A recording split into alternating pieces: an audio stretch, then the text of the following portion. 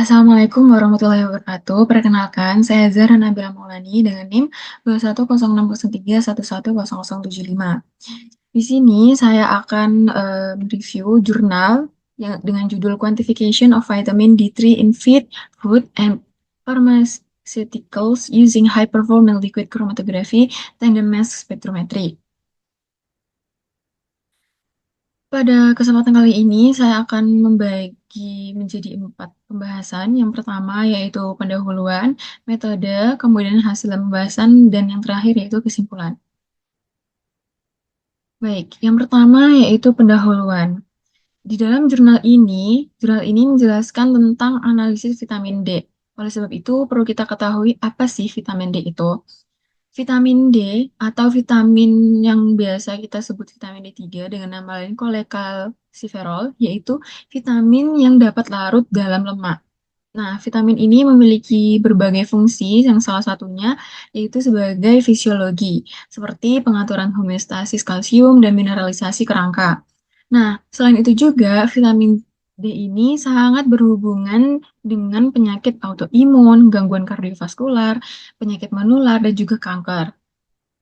Di dalam kulit manusia, di situ terdapat dehidrokolesterol, di mana nantinya akan diubah menjadi previtamin D3 melalui paparan sinar matahari, lalu mengalami isomerisasi termal sehingga berubah menjadi vitamin D3.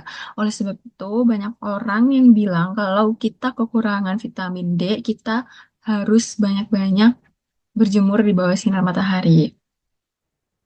Selanjutnya, yaitu metode yang digunakan dalam analisis vitamin D dari jurnal ini, yaitu metode RP-HPLC-MSMS. Metode MSMS ini digabungkan dengan sistem RP-HPLC dua dimensi, di mana sampel yang digunakan perlu preparasi terlebih dahulu. Preparasi yang dilakukan yaitu menggunakan metode saponifikasi panas langsung dan ekstraksi cair-cair dalam satu labu. Kemudian hasil ekstraksi ini, ekstrak organik akan diinjeksikan ke dalam sistem RPHPLC MSMS. Selanjutnya, untuk preparasi sampel, di mana sampel yang digunakan itu terdapat terdapat 19 sampel yang terdiri dari jenis pakan, makanan, dan juga tablet. Nah, dari tiap sampel, dari ketiga jenis sampel ini, pasti preparasinya tuh sedikit berbeda, tapi langkah-langkahnya kurang lebih sama. Dapat dilihat dari diagram alir yang berada di dalam slide. Untuk sampel pakan dan makanan itu ditimbang kurang lebih 5 untuk sampel pakan dan 30 gram untuk sampel makanan dan dimasukkan ke dalam labu kaca Scott 250 mili berwarna coklat yang telah berisi stirrer atau batang pengaduk magnetik. Kemudian untuk sampel cair seperti susu, jus buah, atau sampel kental seperti yogurt itu digunakan sebanyak 50 gram. Sedangkan untuk sampel farmasi atau tablet hanya digunakan 1 tablet saja. Selanjutnya, untuk sampel minyak, margarin, yogurt, dan juga tablet itu harus direndam dalam 15 mili air deionisasi. Sedangkan untuk sampel yang berbutir kasar dan bubuk direndam dalam 35 mili air deionisasi. Kemudian mereka direndam selama kurang lebih 2 menit. Sedangkan untuk sampel cair seperti susu dan juga jus buah itu tidak perlu ditambah dengan air. Selanjutnya, dari semua sampel di sini ditambahkan dengan 1 mili larutan WISD3, kemudian 60 mili eh, larutan etanol, dan juga 10 mili larutan kalium hidroksida atau KOH dengan konsentrasi 47% ke dalam labu reaksi. Kemudian labu reaksi akan ditutup dan diinkubasi dengan bantuan pengadukan magnetik atau stirrer pada kecepatan 250 sampai 350 rpm selama kurang lebih 20 menit pada suhu sekitar 80 derajat Celcius dalam penanas air yang suhunya dikontrol. Nah, tahapan ini merupakan tahap saponifikasi. Setelah tahap saponifikasi selesai, labu reaksi didinginkan hingga suhu ruang dan diikuti dengan penambahan 15 mili air untuk bahan yang berbutir kasar atau serbuk tadi dan 35 mili air untuk bahan minyak, margarin, yogurt, dan tablet. Sehingga kadar air akhirnya kira-kira sama, kurang lebih 50 mili. 50 mili. Sedangkan untuk cairan encer seperti susu dan jus tidak ada penambahan air. Tahap selanjutnya yaitu tahap ekstraksi cair-cair. Nah, untuk tahap ekstraksi vitamin D3 ini perlu penambahan 41 mili sikloheksana ke dalam larutan saponifikasi tadi.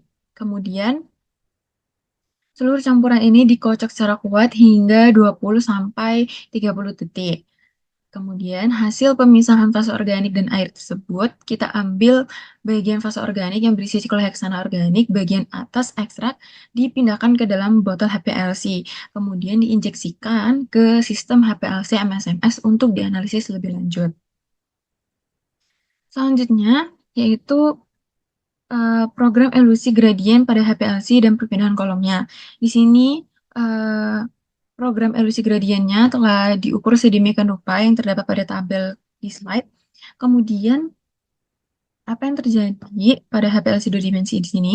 HPLC dua dimensi ini menggunakan pemotongan dengan teknik pergantian kolom untuk pemisahan ekstrak sampel yang mengandung vitamin D3. Untuk posisi A pada gambar di sini, kromatografi dimensi pertama, ekstrak sampel pada kolom 1 AC1 dan kromatografi akhir fraksi potong pada kolom AC2. Kemudian di posisi B di sini yaitu transfer vitamin D3 yang mengandung pecahan dari kolom 1 sampai kolom 2 yang nantinya akan ditransfer lanjut menuju MSD atau detektor spektrometer massa. Nah, hasil dari HPLC di sini yang menggunakan kolom C8 sebagai kolom pertama dalam kromatografi 2D dan didapatkan pemisahan kromatografi tanpa gangguan. Di sini dapat dilihat bahwa dari semua sampel di sini hanya terbentuk satu puncak saja, yang menunjukkan bahwa hasilnya ini sangat menguntungkan. Kromatografi dua dimensi di sini meningkatkan pemisahan analit dari senyawa pengganggu dan secara signifikan menghilangkan komponen utama dari sampel sehingga dapat meminimalkan kontaminasi sumber ion spektrometer massa. Sehingga dengan metode ini, total vitamin D3 dielusi dari kolom pada waktu retensi sekitar 9,9 menit. Jadi dari semua sampel di sini, vitamin D3 dapat diketahui pada waktu retensi sekitar 9,9 menit.